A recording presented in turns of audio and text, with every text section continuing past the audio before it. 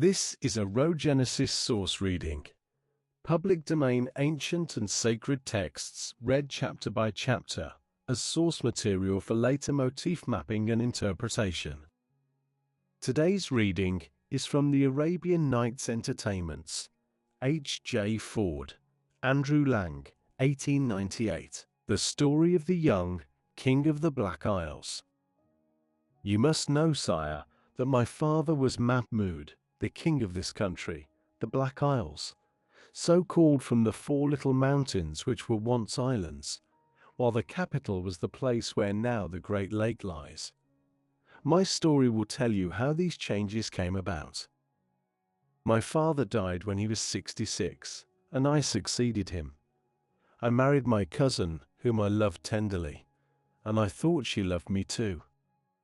But one afternoon, when I was half asleep and was being fanned by 2 of her maids, I heard one say to the other, "What a pity it is that our mistress no longer loves our master. I believe she would like to kill him if she could, for she is an enchantress." I soon found by watching that they were right, and when I mortally wounded a favorite slave of hers for a great crime, she begged that she might build a palace in the garden, where she wept and bewailed him for 2 years. At last, I begged her to cease grieving for him, for although he could not speak or move, by her enchantments she just kept him alive. She turned upon me in a rage and said over me some magic words, and I instantly became as you see me now, half man and half marble. Then this wicked enchantress changed the capital, which was a very populous and flourishing city, into the lake and desert plain you saw. The fish of 4 colors which are in it are the different races who lived in the town. The 4 hills are the 4 islands which give the name to my kingdom. All this the enchantress told me to add to my troubles. And this is not all. Every day she comes and beats me with a whip of buffalo hide. When the young king had finished his sad story, he burst once more into tears, and the Sultan was much moved. "Tell me," he cried, "where is this wicked woman, and where is the miserable object of her affection, whom she just manages to keep alive?" "Where she lives I do not know," answered the unhappy prince, "but she goes every day at sunrise to see if the slave can yet speak to her after she has beaten me." "Unfortunate king," said the Sultan, "I will do what I can to avenge you." So he consulted with the young king over the best way to bring this about, and they agreed their plan should be put in effect the next day. The Sultan then rested, and the young king gave himself up to happy hopes of release. The next day the Sultan arose, and then went to the palace in the garden where the black slave was. He drew his sword and destroyed the little life that remained in him, and then threw the body down a well. He then lay down on the couch where the slave had been, and waited for the enchantress. She went first to the young king, whom she beat with 100 blows. Then she came to the room where she thought her wounded slave was, but where the Sultan really lay. She came near his couch and said, "Are you better today, my dear slave? Speak but one word to me." "How can I be better?" answered the Sultan, imitating the language of the Ethiopians, "when I can never sleep for the cries and groans of your husband." "What joy to hear you speak," answered the queen. "Do you wish him to regain his proper shape?" "Yes," said the Sultan.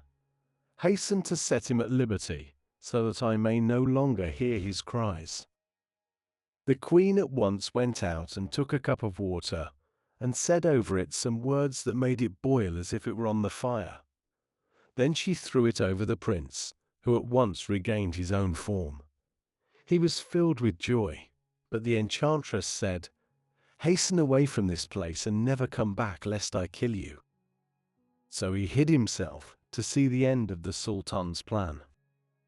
The enchantress went back to the Palace of Tears and said, "Now I have done what you wished." "What you have done," said the Sultan, is not enough to cure me. Every day at midnight, all the people whom you have changed into fish lift their heads out of the lake and cry for vengeance. Go quickly and give them their proper shape." The enchantress hurried away and said some words over the lake. The fish then became men, women, and children, and the houses and shops were once more filled. The Sultan's suite, who had encamped by the lake, were not a little astonished to see themselves in the middle of a large and beautiful town. As soon as she had disenchanted it, the queen went back to the palace. "Are you quite well now?" she said. "Come near," said the Sultan, "nearer still." She obeyed. Then he sprang up, and with one blow of his sword he cut her in two. Then he went and found the prince. "Rejoice," he said, "your cruel enemy is dead." The prince thanked him again and again. "And now," said the Sultan, "I will go back to my capital, which I am glad to find is so near yours." "So near mine," said the king of the Black Isles. "Do you know it is a whole year's journey from here? You came here in a few hours because it was enchanted, but I will accompany you on your journey." "It will give me much pleasure if you will escort me," said the Sultan, "and as I have no children, I will make you my heir." The Sultan and the prince set out together, the Sultan laden with rich presents from the king of the Black Isles.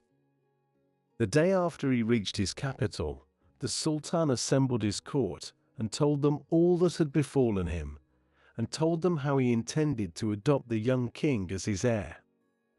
Then he gave each man presents in proportion to his rank.